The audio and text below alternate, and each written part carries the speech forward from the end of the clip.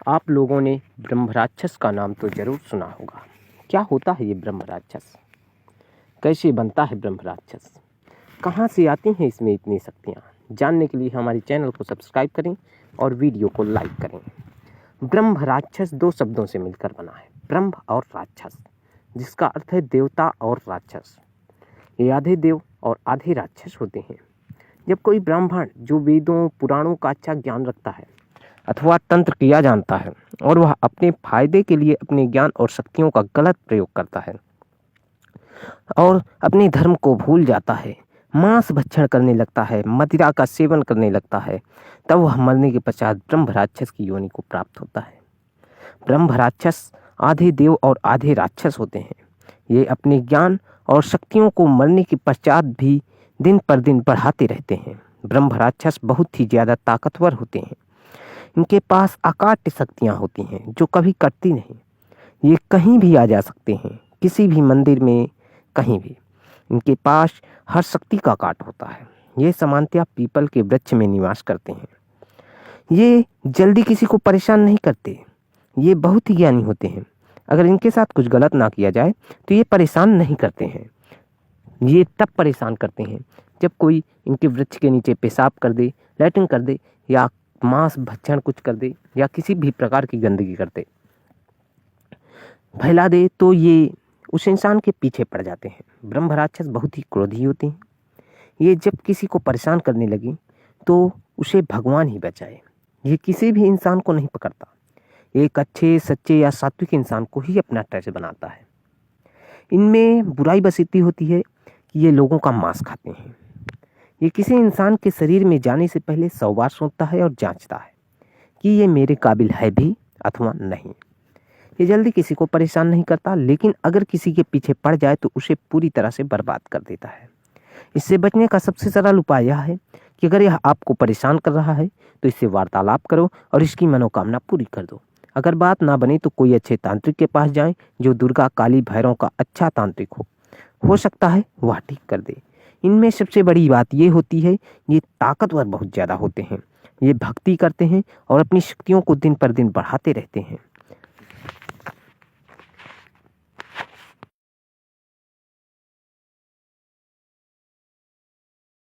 ब्रह्म राक्षस लोगों का भला भी करते हैं। इनको पूजा जाता है।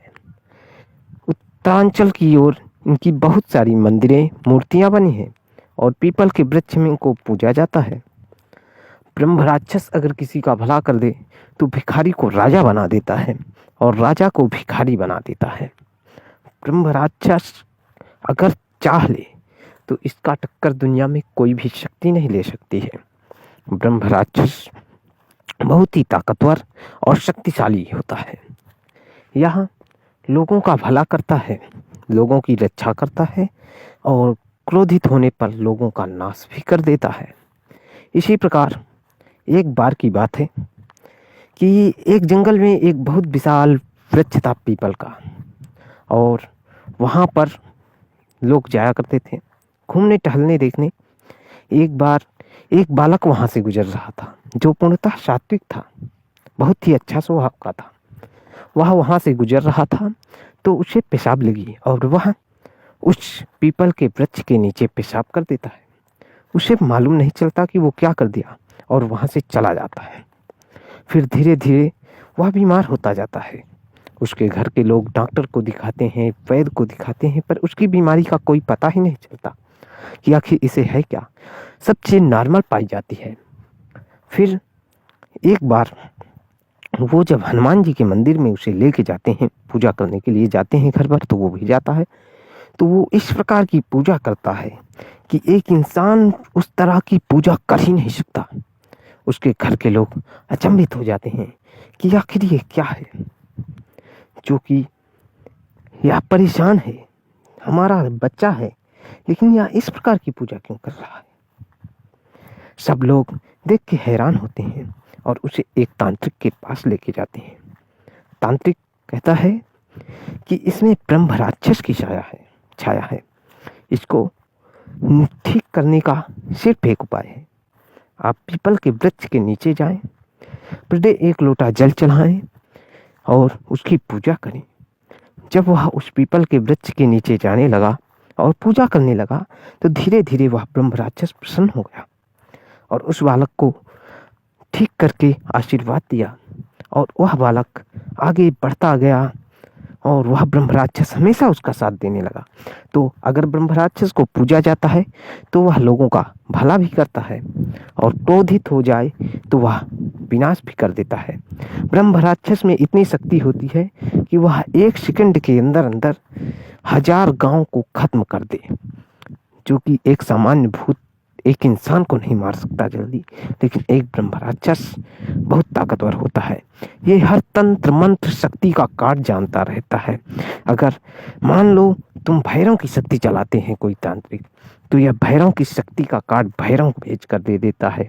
जिस देव को आप भेजोगे उस देव को ये भेज देता है और काट देता है तंत्र। ये तंत्र के गुरु होता है। इसे भूतों का राजा कहते हैं, प्रेतराज। इसे प्रेतराज भी कहा जाता है। ब्रह्म राक्षस कई प्रकार के होते हैं।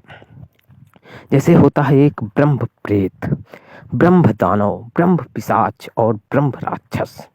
इन सब की शक्तियां भी अलग अलग कैटेगरी की होती हैं।